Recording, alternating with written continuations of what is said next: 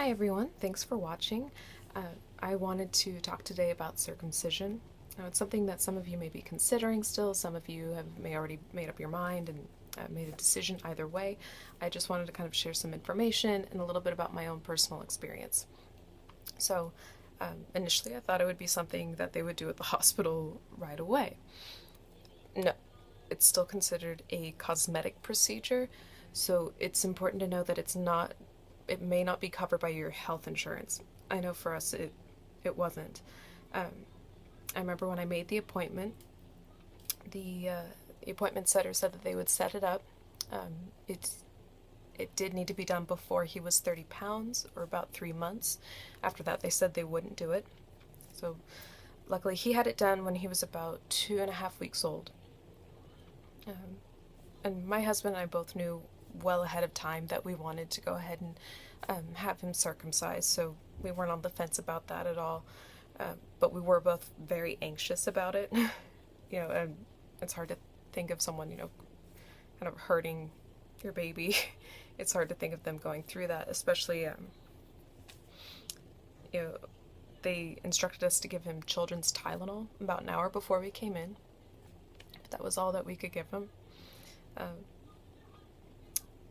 And then I would say, if you're making the appointment, check with them about the dosage, because even with the children's Tylenol on the box, the lowest that it went was about age 2.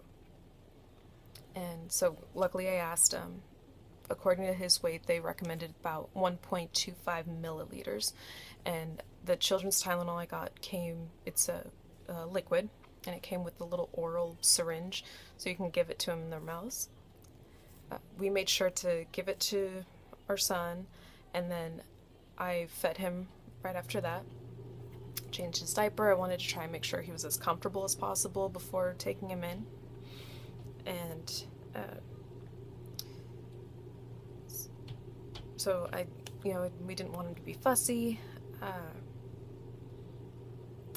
At the appointment, I signed the typical paperwork. One page in particular went over technique that they were going to be using. It was called a plastibell, and basically they would remove the foreskin, and it would leave a little plastic ring around where the cut was to help protect it and let it heal, and that it would stay on for about 5 to 10 days, and then it would just naturally fall off. And so the surgeon we saw, she was wonderful. She was very gentle. When I brought him in, she took a look at him, and then she sat with me and kind of discussed the procedure, what they would be doing. She explained that she had an assistant who would be helping her. They did have me bring in a pacifier, and so they put it in like kind of a sugar water to just make it kind of sweet. It's a little bit more comforting for them.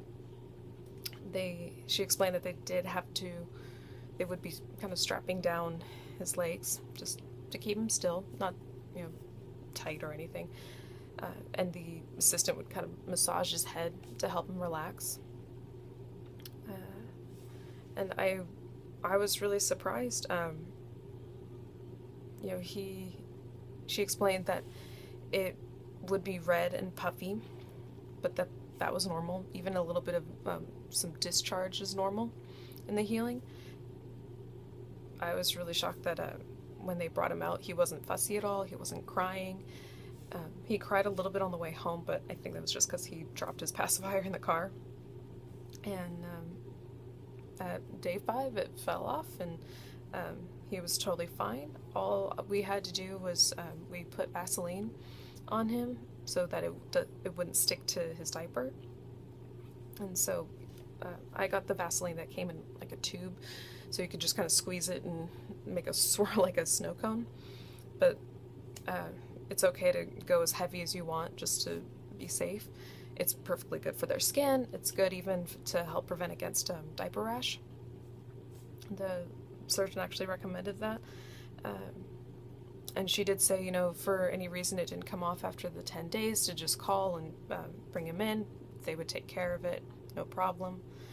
And I remember I was sitting in the waiting room, and I was pretty worried. I didn't know how I was going to handle it, and I was anxious. I thought I would hear him screaming or something from the other room, and I don't think I really even heard him cry. I think I might have heard him once, but it took less than 10 minutes, and like I said, he wasn't even fussy when they brought him back out.